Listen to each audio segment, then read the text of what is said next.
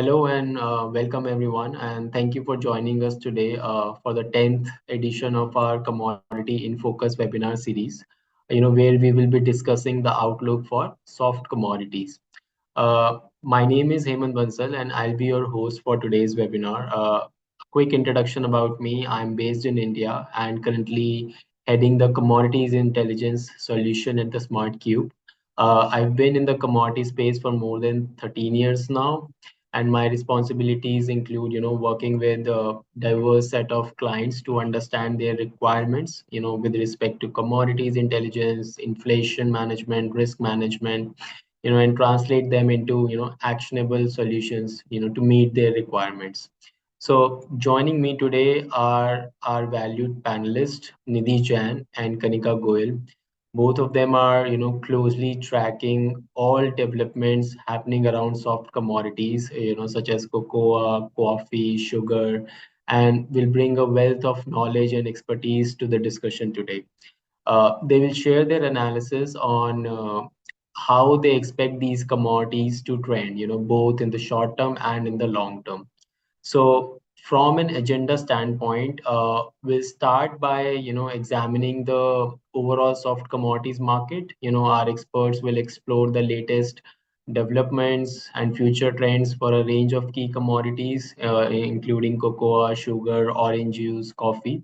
They'll also provide insights into current market conditions, discuss supply demand trends, buying recommendations, and share their forecasts for how these commodities are, expected to perform in the second half of 2024. We will then shift our focus to the longer term horizon, wherein our panelists will provide an early glimpse into how the La Nina weather phenomena might affect these commodities in 2025 and what this could mean for, price trends for these commodities. And finally, we will explore, the new EUDR regulation. Our experts will analyze how this regulation, the European Union deforestation regulation, is expected to affect the soft commodities sector, including, what stakeholders need to know, both from a supplier side, from a buyer side, about this compliance, its future implications, and strategies or recommendations to navigate it. So as we progress through these topics, I encourage you all to, engage actively by posting your questions in the Q&A box, which you can find at the bottom of your screen. You can also upvote questions that resonate with you, and we will address as many as we can during the Q&A session, towards the end of the session, basically. So, without any further delay, I think let's dive into our first topic. Nidhi, I'll hand it over to you to start, with an overview of the cocoa market for the second half of 2024. So thank you, Over to you. Hemant. Yeah. Thank you, Hemant. So first we commence with cocoa market. So first let's look at the market price movement over the past 6 months. The price chart displayed on the screen is for London nearest cocoa futures. As visible from the graph, the cocoa prices have been on uptrend since second half of 2023. However, they spiked in early 2024, rising 200% from the start of the year till mid-April. On 19th April, prices touched about 10,000 GBP per ton, which broke all the historical records. This surge is attributed to the tight supply from West Africa, which is a key producing region for the commodity and accounts for about 70% of the global cocoa production. West Africa witnessed extreme weather last year, which hugely impacted the cocoa production in the region. Unseasonally high rainfalls in the area caused the spread of disease in cocoa producing regions. In fact, the total precipitation in the West African countries during the second half of 2023 was more than double the past 30 years average. These rains also led to the logistical bottlenecks, including congestions on road, delayed harvest by limiting the fieldwork, and impacted the drying of cocoa beans. Now, let's look at the supply demand situation for the cocoa. Global cocoa production is projected to decline about 10.7% year over year in marketing year 23-24, reaching 4.4 million tons, a level not seen in the last past 7 years. This plunge is driven by the drop in cocoa production of about 20% in Ivory Coast and a 30% drop in Ghana, the two leading cocoa producers globally. As discussed earlier, the heavy rains in these regions led to the spread of swollen shoot disease and impacted about 11 out of 13 cocoa growing regions in Ivory Coast, while the black pod disease impacted about 43% of the cocoa producing areas in Ghana. Post this, the Harmattan winds in quarter 1 24 were stronger than usual, and they led to a very dry conditions in Ghana and Ivory Coast, significantly impacting the yields of mid cocoa crop. Harmattan wind usually blows from December to March from the Sahara Desert over the West African continent and hampers the growth of cocoa pod as they require plenty of water and moisture during their development stage. While on the demand side, the cocoa consumption, also known as the cocoa grindings, are expected to dip 3% year over year in marketing year 23-24, owing to the high prices. As per the cocoa grindings reports for quarter 1 of 2024, grinding in Asia fell about 0.2% year over year, while in Europe it declined about 2%. Also, the major cocoa processing plants in Ivory Coast and Ghana suspended their operations or reduced the producing capacities because of the high prices of raw material, that is cocoa bean, which further reduced the demand for the commodity. Now, moving into the 24-25 outlook, we see that cocoa output is likely to recover 12% from the lows of marketing year 23-24, and grindings are expected to increase about 6% year over year in the next marketing year. Next, as we shift our focus to the market balance, which is projected on the second graph on the right side of the presentation. So, as per the graph, the cocoa deficit is projected to be around 400,000 tons in marketing year 23-24, which is a historic low level. Moving into 24-25, also, we see that cocoa deficit is likely to be about 200,000 tons, but this deficit would be lower than the previous year of marketing year 23-24. The reason for this lower deficit is the supply recovery of about 12% next year. Also, the demand rationing, which is expected in late 2024, may lead to a lower deficit levels. Now, after understanding about the commodities fundamentals, the key question is how will this all impact the prices and where do we see our prices over the next year? In 2024, the prices are likely to grow about 156% year over year, and the average price level is likely to be around 5,365 GBP per ton. The key factor which will drive the prices would be the non-availability of cocoa beans amid one of the worst harvests in years. Cocoa market is expected to be in deficit for subsequent 4 years, with reaching all-time low in marketing year 23-24, following the low production caused by the disease spread of disease in the key growing regions, extremely hot weather, and the reduced usage of pesticides and fertilizers during early 23 because of its high prices. Further, the land infested from swollen shoot virus can't be replanted for 5 years after the infected cocoa trees have been removed. And lastly, the low inventories at the ports of US and Europe may also impact the prices. So, as per the recent data we have, on 1st of July, the cocoa inventories held in the US port fell more than 3.5-year low levels and reached were about 3.19 bags, while in Europe, cocoa stocks declined by about 47%, 31st May 2024 versus the 2nd October of 2023. In addition to this, the cocoa producers in Ivory Coast and Ghana have in fact negotiating with the cocoa buyers to postpone the delivery of the pre-sold cocoa beans for marketing year 23-24 to the next season. In Ghana, the cocoa producers may delay the delivery of about 50% of the pre-sold cocoa volume of around 350,000 tons to marketing year 24-25. All these together is accounting to a higher price levels for marketing year 24-25. However, as we move into the second half of 2024, prices are likely to correct from the highs observed in the quarter one of 2024 on account of the likely recovery in the production. So the high cocoa prices may also induce farmers to increase the cocoa acreage. Also, the La Nina weather expected in the late 2024 may cause higher than usual rains in the West African regions and replenish the soil moisture. Also, the implication of the EUDR may also reduce the cocoa demand from the European region, impacting the prices. Lastly, the demand rationing in second half of 2024 may pressure the prices down.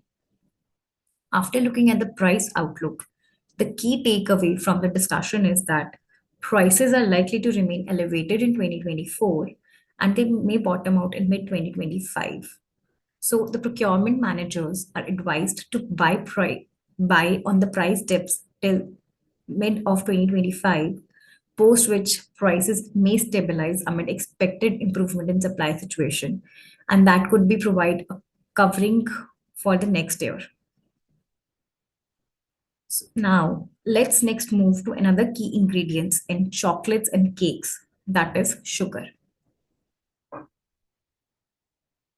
So here, as we can see on the graph, the sugar prices surged 80% during September 2022 till November 2023, touching a whopping 28 US cents per pound on account of the supply concerns. So the supply concerns arise because of drop in sugar production in India and Thailand, which are the second and the third largest sugar exporters.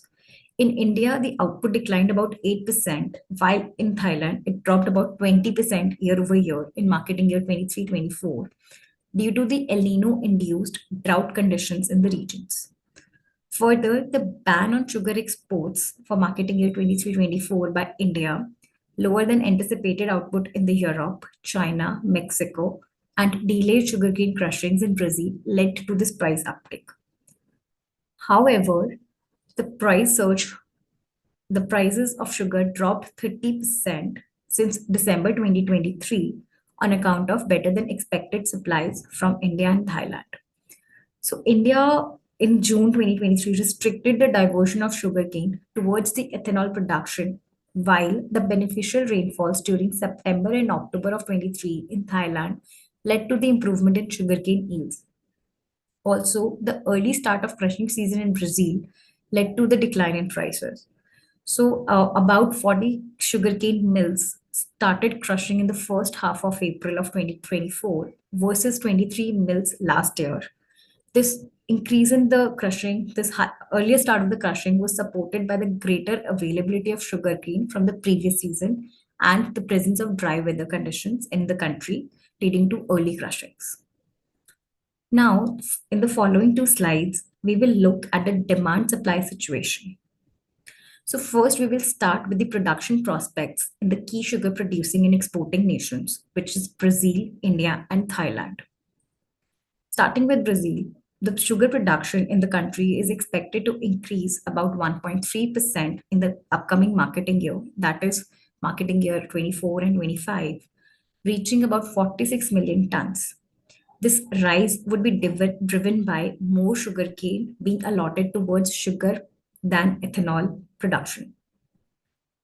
Then in India, the sugarcane acreage is expected to increase because of the early announcement of fair and remunerative prices by the government. So Government of India usually announces these FRP prices in late July or August, just ahead of the harvest season. However, due to the election this year, the announcement was made in February 2024 and the FRP was higher, 8% higher than the previous year. So increase in acreage, in addition to the favorable pre-monsoon rainfalls and an above normal monsoons expected in 2024 because of the likelihood of La Nina event in late 24 may support the sugarcane yields. As a result of higher acreage and higher yields, the sugar production in India is forecast to rise about 1.5% year over year in the next marketing year and is likely to reach about 34.5 million tons. Lastly, the Thailand sugar production is also expected to be bearish, and the production is projected to increase about 16% year over year in marketing year 24-25 amid a likely recovery in the sugarcane production and the higher surplus yields. So, as we discussed earlier, the beneficial rains in sugarcane in Thailand during September October benefited the crop during its development stage in the northern and eastern parts of the Thailand, which accounts for about 68% of the sugarcane acreage. Now, let's look at the global level. So on the graph, the left axis represents the sugar production and consumption at global level, while the market balance for sugar, that is the surplus or deficit, is denoted on the right axis and by the line. So the global sugar market is expected to witness a surplus of about 5 million metric tons in marketing year 24-25 due to the improved supply prospects. In terms of production, the sugar output is expected to rise 1.7% year over year because of the improved production outlook in key producing and exporting nations, that is Brazil, India, and Thailand, as we have already discussed this in the previous slide. And the sugar consumption, on the other hand, is projected to increase about 1.6% year over year. Thus, the overall there would be a surplus next year as well. Now, after equipping ourselves with the supply demand fundamentals for sugar, let's look at the price outlook. In 2024, the sugar prices are forecast to remain bearish and reach about 21 US cents per pound from 24 US cents per pound observed in 2023. So the key factors driving this fall would be the expected rise in sugar supply from Brazil, India, and Thailand. Further, the India may revoke its export ban in the next year. Sugar output in other countries like US, Europe, and China may also increase. Lastly, the expected sugar surplus for the consequent 2 years in marketing year 24-25 may keep the prices in check. However, everything is not bearish in the sugar market. The key bullish factors which we observe would be the higher consumption in the next year, and also the Brent crude oil prices, which is projected to increase about 2% in the second half of 2024 versus the first half of the year, may also lead to an uptrend in the second half of the year for sugar prices. This uptrend in crude oil prices leads to higher cane diversion towards ethanol production and a subsequent fall in the sugar supply. Hence, a higher Brent prices will support a upward movement in sugar prices. Keeping all the above factors in mind, TSE suggests to cover 2025 requirements in quarter 3 of 2024 as the prices remain below the high levels observed in the late 2023. So now, with this, we complete the insights on the sugar market, and I welcome my colleague Kanica Goel to throw light on the remaining two commodities, that is FCOG and coffee, for today's webinar. Thank you so much, Nidhi. I would begin with FCOJ, that is the frozen concentrated orange juice. So FCOJ prices have been on an upward rally for the past 2 years, surpassing the long-term trading range of 90 to 225 US dollars per pound in the early 2023, and then surging about 140% to reach a historical high of 487 US dollars per pound in May 2024.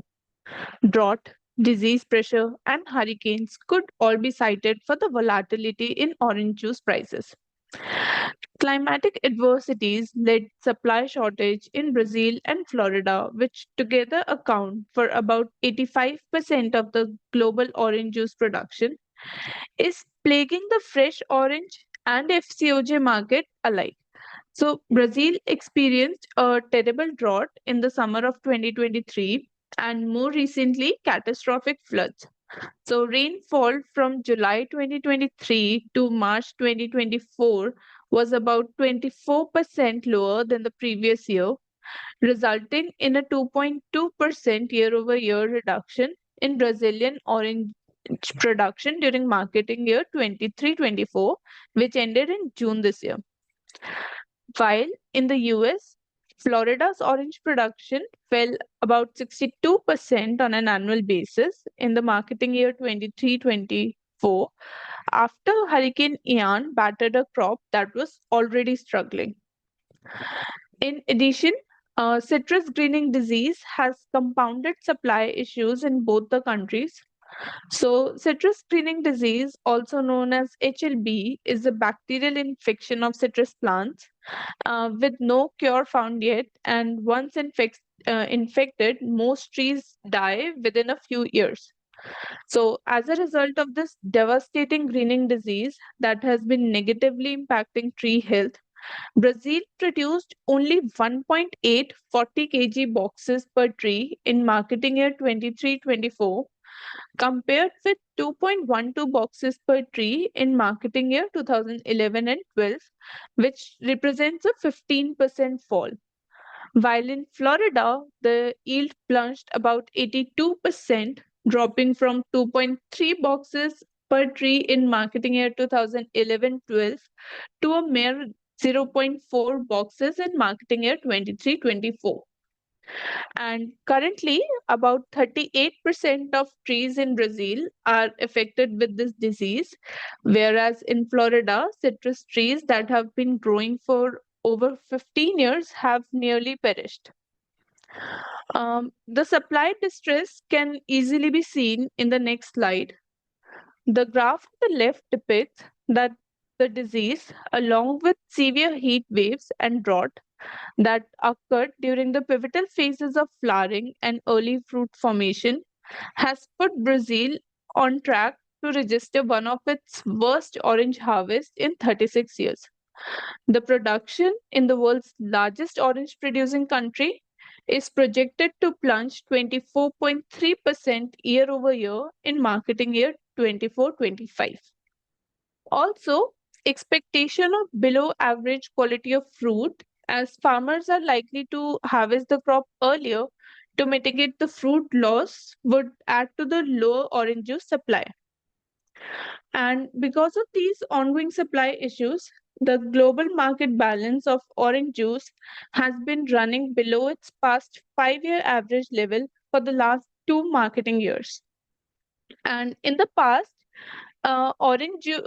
juice producers have avoided such long term shortages by freezing juice stock, which can then be used up to 2 years. But even those frozen stocks are dwindling because of a 3-year shortage buildup. The global orange juice ending stocks are projected to decline about 25% on an annual basis to reach their record low level in marketing year 2024 and 25. Moving on to the price outlook for the second half of 2024. So, anticipation of weak supply driven by low stocks and production in the key producing region is likely to keep prices elevated during the remaining half of the year. Also, a likely seasonal uptick in upstream energy prices is projected to increase the operating and processing cost of FCOJ manufacturers, driving the prices upwards. So, expectation of drier than average conditions in southern United States, including Florida and parts of California, may further lead to water stress for orange trees, affecting their yields. However, the uptrend in prices could be limited as expectation of improving weather conditions in Brazil ahead of the fourth bloom of the season could be conducive for fruit development. Also, harvest season of orange in Brazil, which is during June to December, may increase the spot availability of orange in the market. Further, while orange juice demand is expected to increase seasonally ahead of holidays and festive season, it will likely remain at lower levels, which would restrict the rise in prices. So, we project a year over year decline of about 12% in orange juice demand for 2024 as producers are increasingly turning to substitute citrus fruits such as mandarin, lime, and grapefruit due to the higher prices of oranges, which will further influence market dynamics in the later half of the year.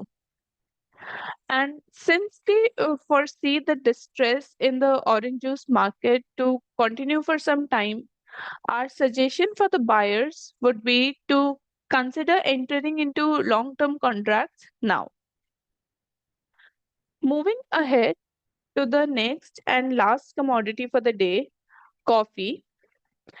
So, the story of price rally in coffee began in the similar fashion like the other soft commodities. Adverse weather conditions induced by El Nino raised supply concerns. So, since the beginning of 2023, coffee prices surged about 138% to reach their 29-year high in July 2024.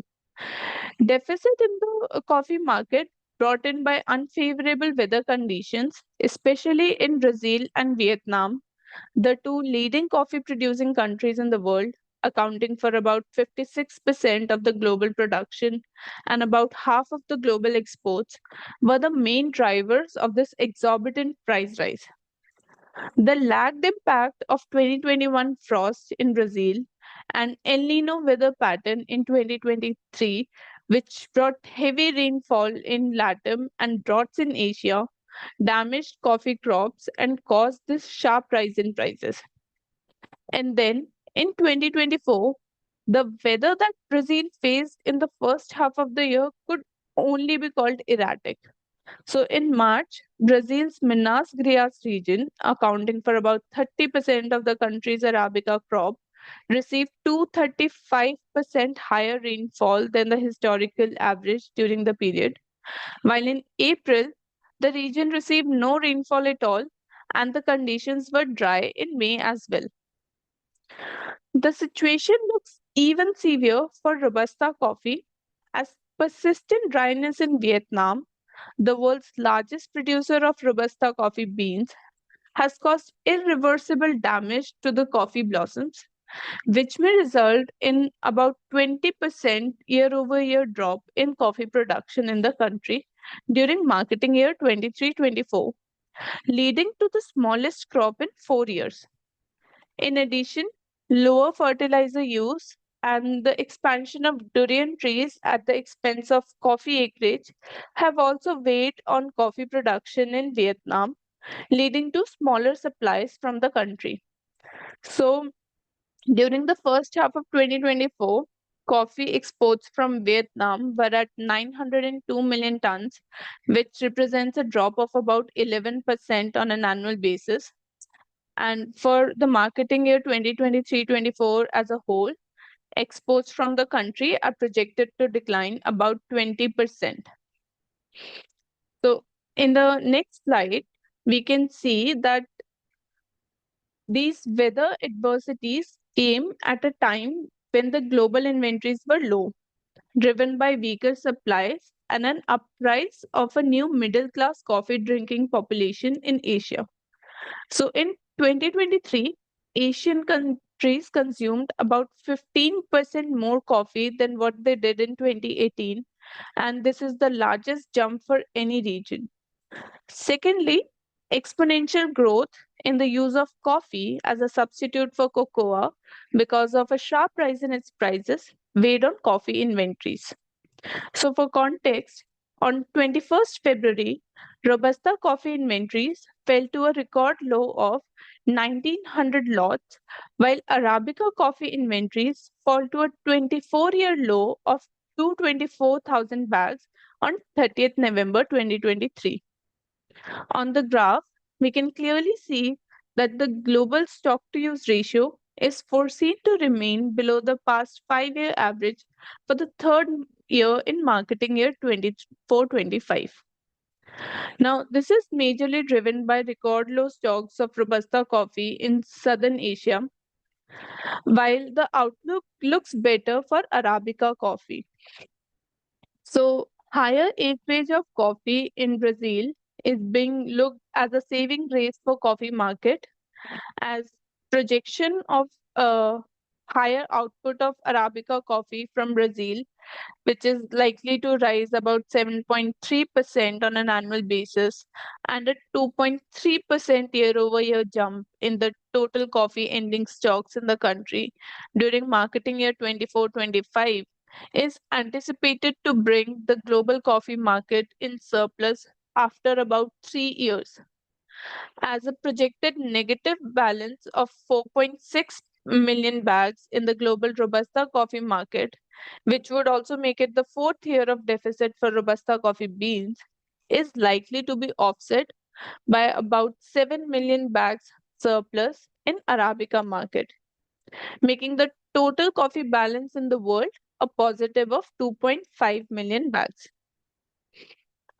Now, looking at the price outlook for 2024, so for the rest of the year, we anticipate prices to stay elevated as forecast of a firm global consumption and a 4.6% year-over-year drop in global coffee production is likely to drive prices upwards.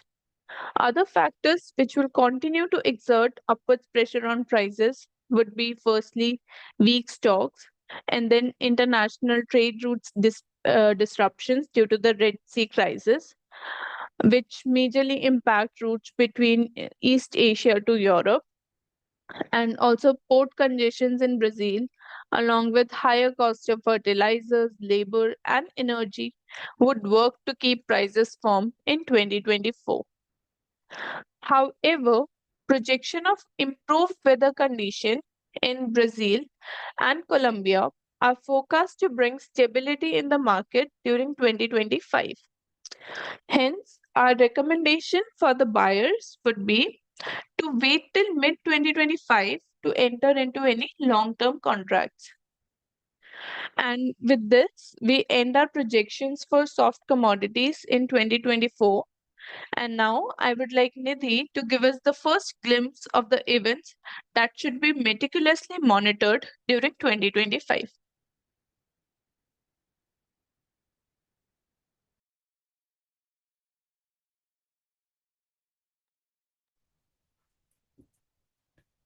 Thank you, Kanika.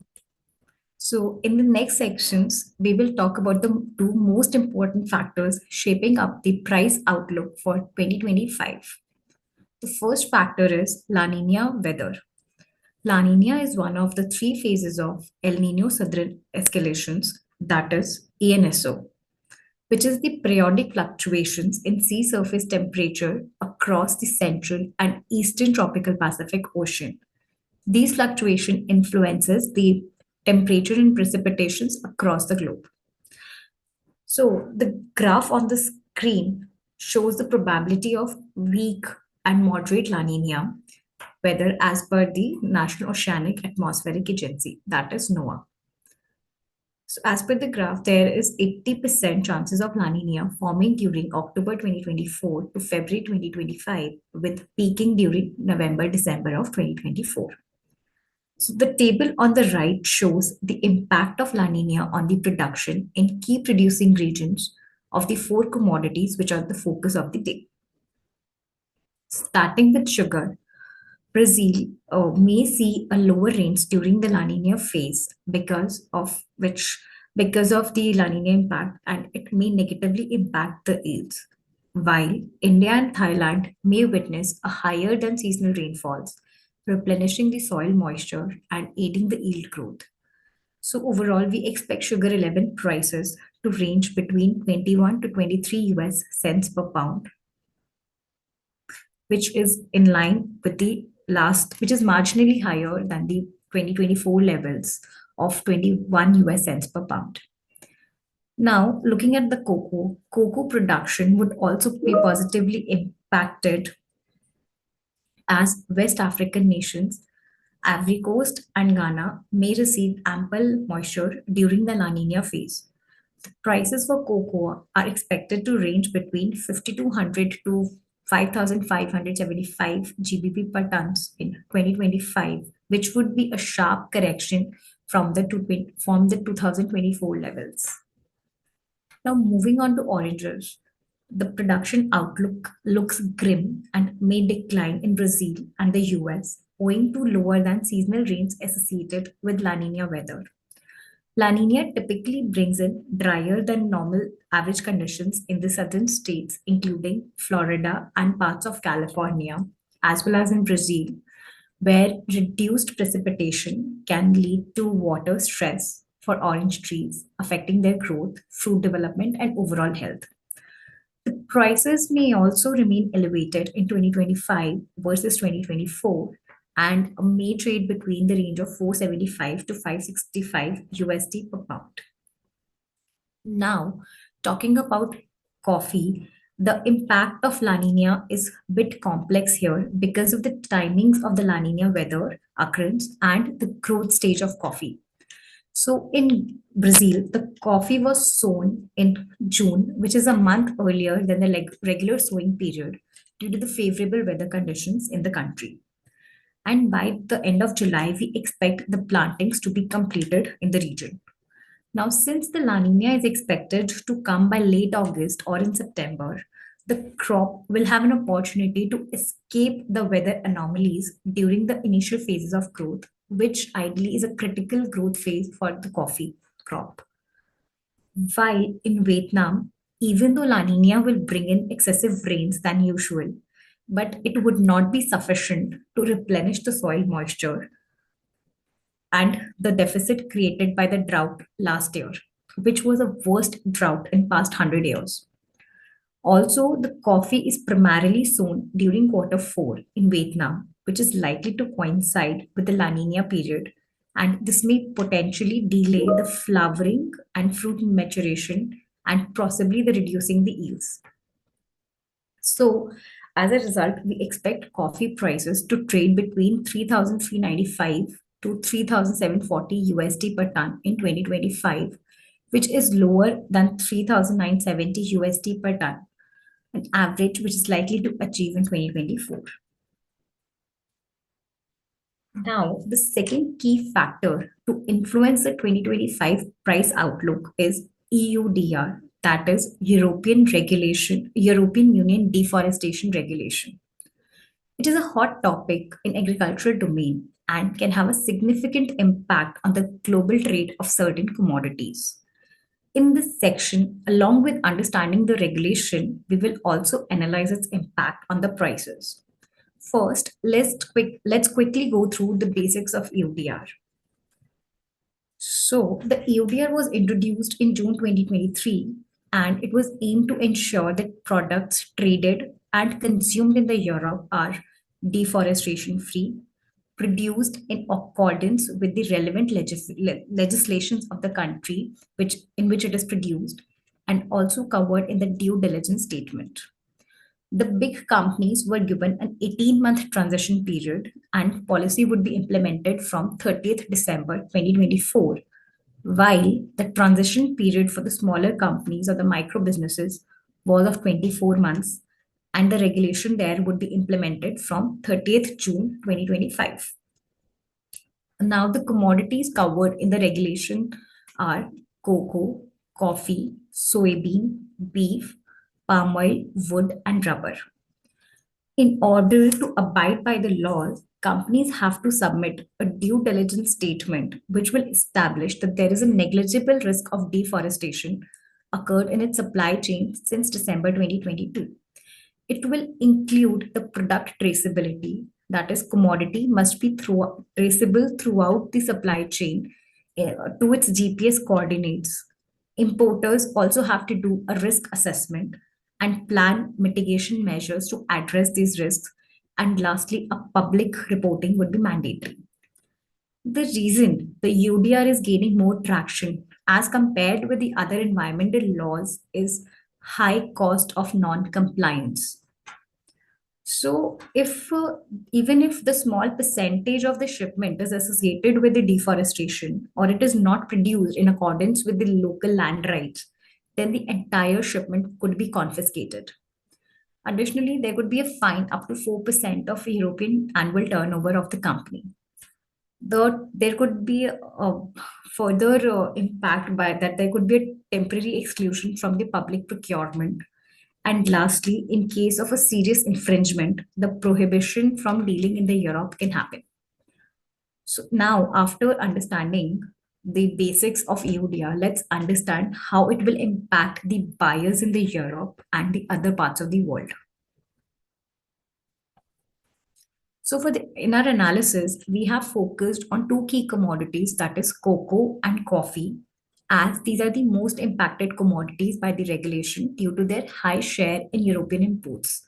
So cocoa is imported about 60% of the traded goods in Europe, while coffee accounts for 25% of the European trade, while the other commodities are either 10% or less than that. Hence, these commodities are focused on. The other factor due to which these two commodities are in focus is that the production of these commodities is characterized by high percentage of small farm holders. So these small farm holders usually lack the resources, there's a disparity in access to information to them and infrastructure needed to comply with the new regulations, hence impacting these commodities the most due to the EUDR. Now, the regions would be impacted for coffee specifically would be Vietnam, Uganda, and Indonesia, while for cocoa, it will be Ivory Coast and Ghana and Cameroon. The supply for these two commodities may decline in the Europe due to the reasons discussed above, that is, high percentage of the small farm holders and European higher import dependence on these two commodities. So, in terms of price, because of the supply shortages, the prices in Europe are expected to rise, which may lead to a higher premium for UDR compliant coffee and cocoa sold in the European market. So, even if we talk about the current scenario, currently the market is already demanding a premium of about $50 to $100 per ton for UDR compliant coffee in Europe. On the other hand, the prices in rest of the world may crash because as non-compliant shipments, which were earlier destined to Europe, may not be accepted in the Europe, and they may have to find another buyer or another market, which may lead to the ample supply in the other regions and the commodities being sold at a discount in those regions. Now, after understanding the price outlook, the companies can follow the following steps to navigate the EUDR regulation. Firstly, the companies have to stay engaged and invest in longer term farm mapping and traceability where forest risk is low. For example, in the case of cocoa, the investment in West African countries may provide a sustainable supply chain in the long term, and will provide the access to the European market as well. Secondly, there could be an integrated risk management and due diligence process into all levels of operations to ensure compliance and efficiency. And lastly, identifying the alternative sourcing destinations to avoid reliance on a single supplier would also help the procurement managers to ensure a smooth supplies. So, in this case, for example, Brazil, for coffee, the Brazil could be a better alternative versus other countries like Colombia, Indonesia, Vietnam, with the presence of large farm holders in Brazil whose plantation traceability is easier to access and the process there can be accelerated. So, with this, we end our webinar and will open the floor for the questions. Thanks, Nidhi. Thanks, Kanika, for sharing quite interesting and detailed insights on these commodities. So I think without any further delay, I think we have 10 minutes. Let's open the floor and take some questions. So there are a couple of questions that we have received from the participants. So the first question is for you, Nidhi. When do you think cocoa prices will bottom out? So we do not see that cocoa prices to bottom out any in the near term, at least in 2024, because of the supply deficit. It would primarily happen in the second half, late H2 2025, or sorry, in the late quarter two of 2025 or in early quarter three, because of at that time all the supplies for marketing year 24-25 from main cocoa crop and mid cocoa crop would be arriving into the market, and also because of the demand rationing which is expected in the later half of the 2024 will further curtail the demand scenario and lead to a relatively better supply situation, and a price stabilization is expected in the second half of 2025. Okay. Second question is again, I think for you. How do you see the impact of, sorry, one second. How do you see the impact of recent spread of fungal red rot disease in sugarcane plant in India? Uh, recently only the India's Agricultural Agency have reported the spread of red rot disease into India's Uttar Pradesh region, which is a key sugar growing region. So usually the red rot disease do have a significant impact on the yields and quality of the crop. It affects the sucrose content of sugarcane crop and make it unsuitable for processing into sugar. But in the last 10 years, we have seen the spread of disease during the year 2018-19, or it was also witnessed in 2014-15. But the price impact was not any significant impact on the prices. Hence, as of now, the situation still remains wait and watch for the commodity, for the spread of disease in sugar prices. Okay.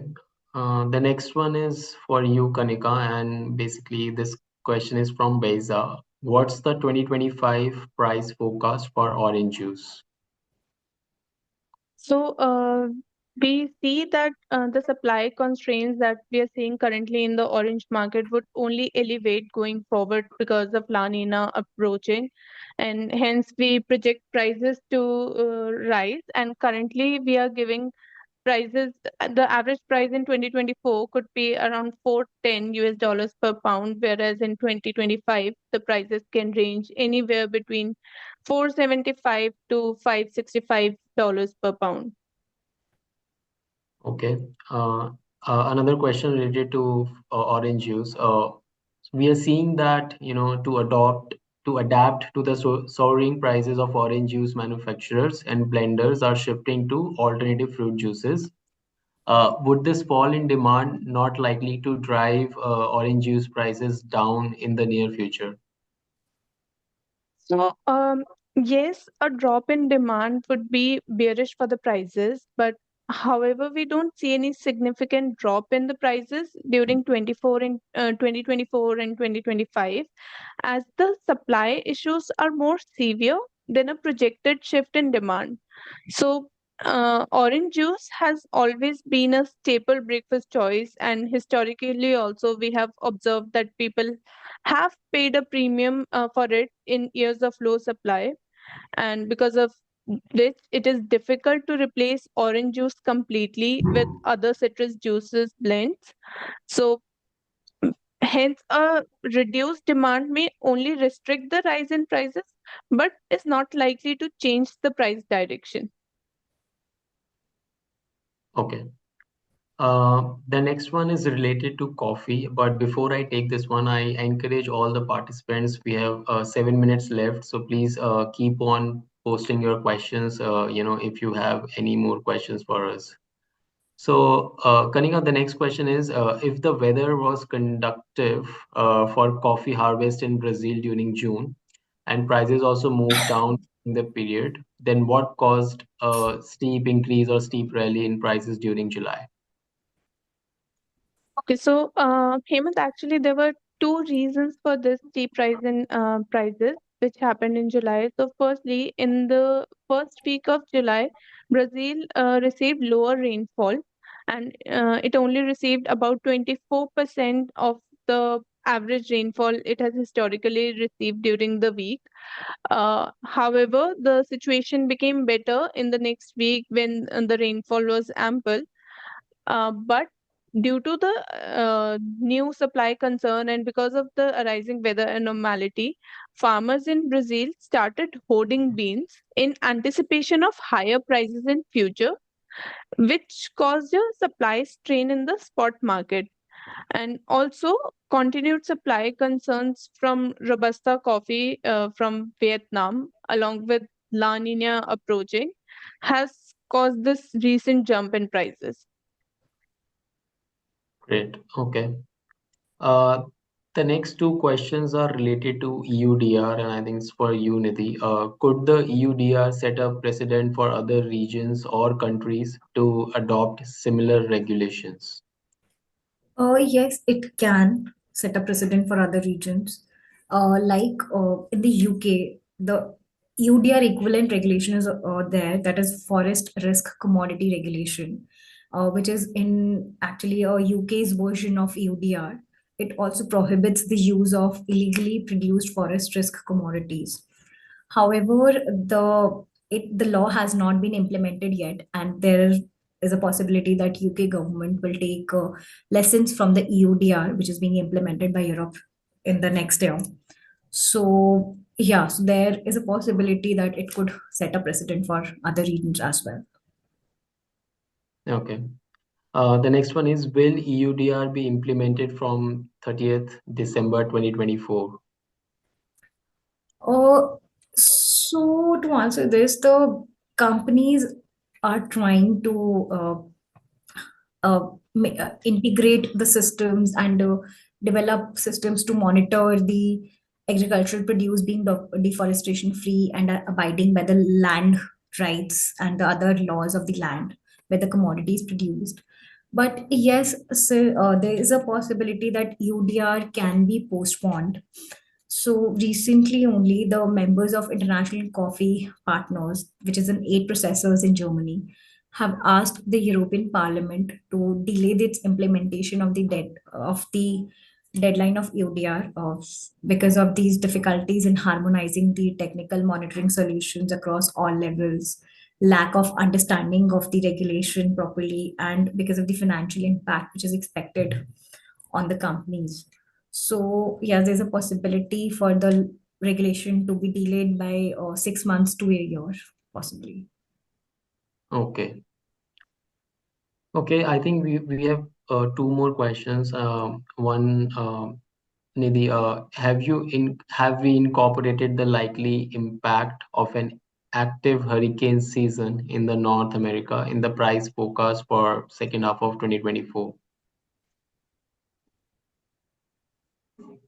Uh, Hemant, can you please specify the commodity the question is for? No, no, it's general. You can answer for your cocoa and sugar, and perhaps Kanika can pitch in as well. So, for cocoa or sugar, since North America is not really a producing region, so we do not major producing regions for cocoa. It doesn't produce cocoa, and for sugar it does. But again, it's not a major player in the global market. So yeah, we do not see any impact of hurricane season on these two commodities. So Okay. Kanika can add on for FCOG and coffee. Yes, Nidhi. So again, for coffee, North America is not one of the leading producers. However, for orange, Florida, it produces about 15% of the global orange production. And yes, we do have taken hurricane season into account. So every year, US witnesses this hurricane season during June to November, but this particular time we are the probability of severe hurricanes has increased, and it is likely that hurricanes would be from 85 to 90% probability that those would be strong, and we do have incorporated those in our price forecast. Okay. Perfect. The next question is for related to coffee. Can we expect another record high in coffee prices in the next 2-3 months? So, yes, Hemant. So, given that the weather uncertainties and grim stock situation still exist, coffee prices reaching another record high would not be a surprise for us. Okay. I think this is the last one. This is coming from Marvin. It's a general question for, I think, commodities. Are you seeing a panic buying or, to build stock? So let's say cocoa prices are going all-time high and increasing. Similarly, coffee and etc. So what's your view on that? Are you seeing a panic buying to build stock by buyers? So, answering it for cocoa, Hemant, we are not seeing any panic buying in cocoa because the market is already does not have any cocoa available in physical form. So, even the Ivory Coast and Ghana have delayed their 24-25 pre-sales delivery, the contracts which they entered into for the delivery in 24-25. They're not even able to meet that. For Ghana, they are falling short of 50% of their deliveries being delayed. Similarly, in case of Ivory Coast, they have halted the forward sales. And from financial perspective, from financial angle, there has been a short positions have been liquidated by the traders because there is no availability of cocoa. So it's panic buying is not as the option here because cocoa is not available in the market. And for sugar again, since prices have been on a declining trend recently, so that again negates the reason to panic buy or stock or hold the commodity. So for cocoa, can we say that, people have already stocked, the prices when prices start soaring like, crazy? Yes. So in the late 2023 and early part of 2024, sorry, this happened that there was a panic buying or building stocks, but in March and April the prices shot up like anything, rising about 160%. Yeah. So that again, panic buying obviously is not a feasible option, or it's not an option at all because the cocoa beans are not available in the market. So this happened in the early part of the year and in late 2023. Great. Okay. I know we are 1 minute over, but if there are any more questions, we are happy to answer. Otherwise, we are good to go for today, guys. So, any more questions, we are happy to answer before wrapping this today's session.